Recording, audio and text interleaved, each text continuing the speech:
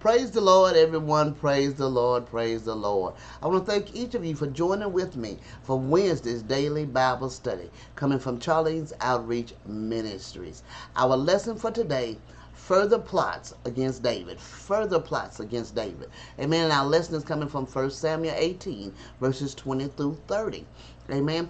Before we get started, don't forget that we'll be changing the name of the YouTube station to Charlene's Outreach Ministries. Amen.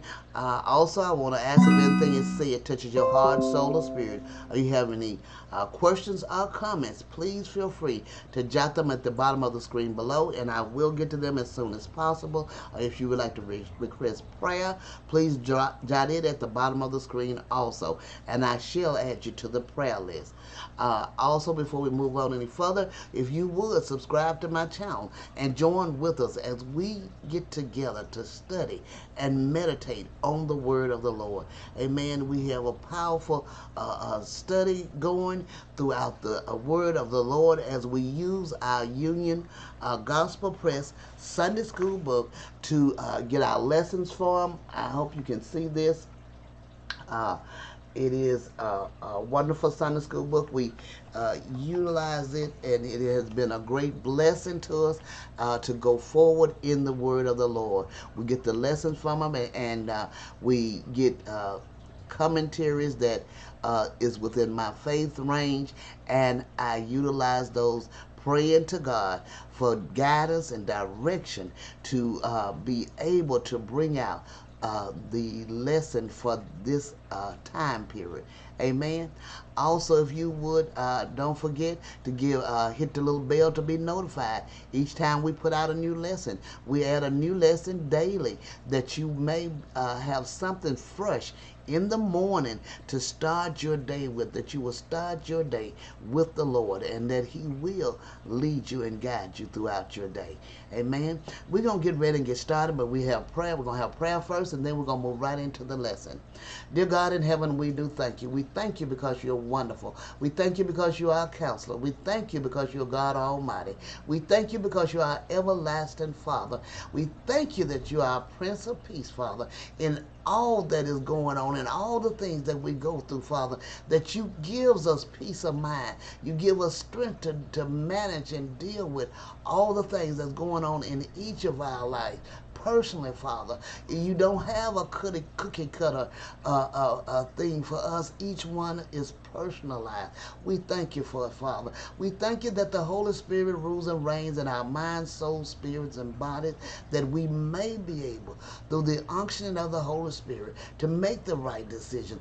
As we get closer and closer to God, we thank you, Father, as we hear the Spirit, as we study to make sure we hear the Spirit of the word from the Lord, as He teaches us and guides us and lead us into all truth. Lord, we thank you for all that you do in our life. We thank you for taking care of us, making a way out of no way, Father. We thank you for all that you do in our life. We give you honor, glory, and praise, Father. Lord, we thank you that you have opened our eyes that we see and our ears that we hear, and you give us wisdom, knowledge, and understanding from on high, that we continue to study and meditate on your word, that the Holy Spirit, when we can't even remember ourselves, brings to our mind what we need for the occasion in our life. We thank you, Heavenly Father. In Jesus' name we pray. Amen. Praise the Lord, everyone. We're going to get started with our lesson. Further plots against David's life. Amen. As we see here, Saul is getting further and further away from the Lord. He don't even attempt to try to reach out and touch the Lord and seek Him to change things.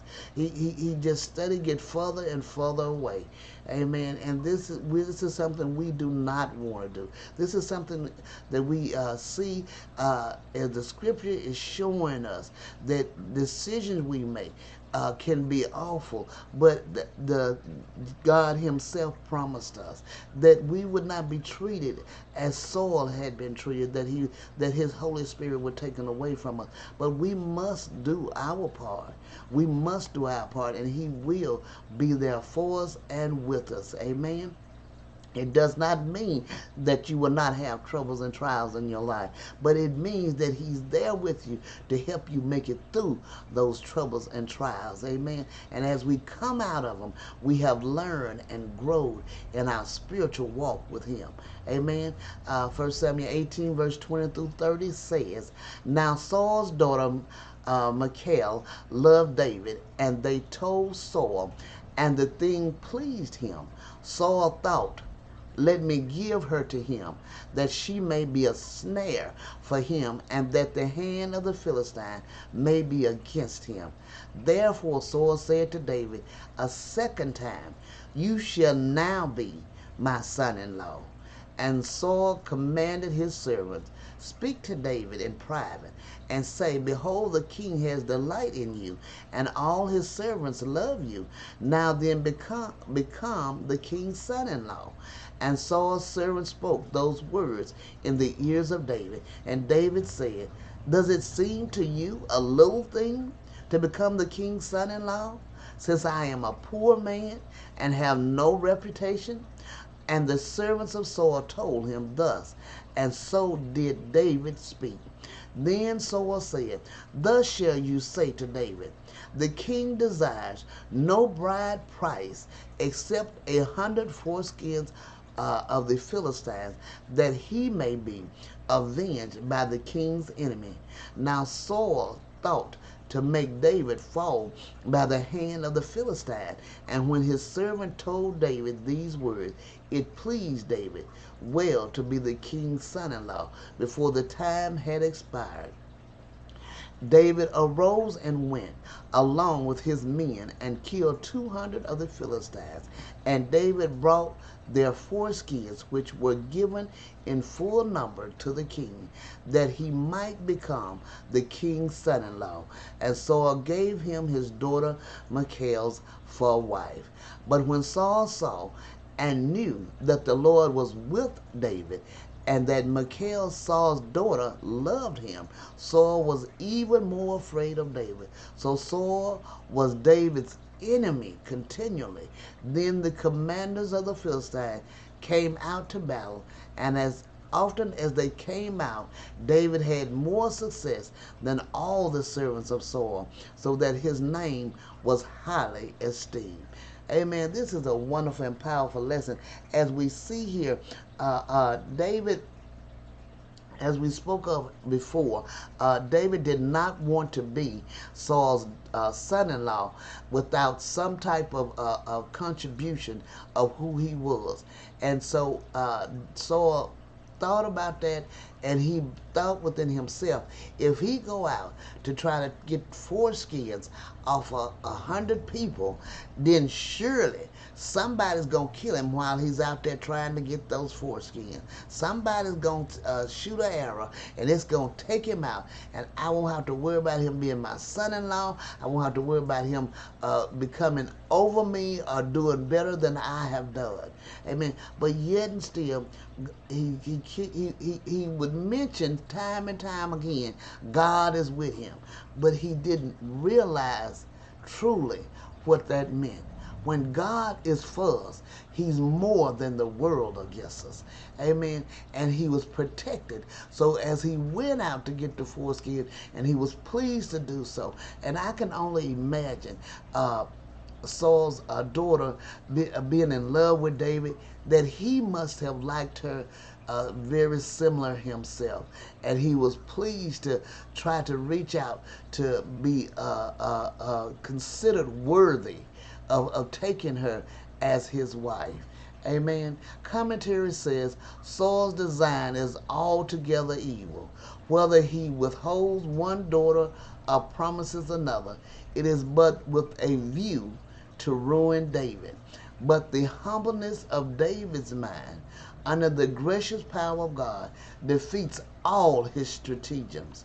I cannot suffer those verses to pass away from our view without remarking that if David thus thought so highly of being made son-in-law to an earthly prince, what views ought the people of God to entertain in our minds of the adoption, character, who are made sons and daughters to the Lord God Almighty.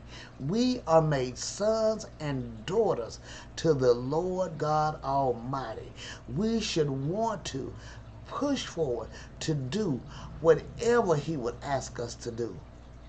The diary that we should offer is our praise and sacrifice of ourselves and giving all we have unto God to be because we have become children of God. Amen. It said, behold, saith an apostle, what manner of love the Father has bestowed upon us, that we should be called the sons of God. Well might the prophet, in the contemplation of gospel mercies, exclaim, oh, the depths of the riches, both of the wisdom and the knowledge of God. See it in 2 Corinthians 6 and 18, 1 John 3 and 1, and Romans 11 and 3. We see here that the mercies that God bestows upon us and the riches that He bestows upon us, that He gives us and allows and blesses us to be partakers of, that we should be more than willing to give of ourselves all that we have. Amen. This is a wonderful and powerful lesson. I pray you meditate on this lesson. I would also like to say, don't forget, give me a thumbs up and subscribe to the channel. Y'all have a wonderful and blessed day. God bless you.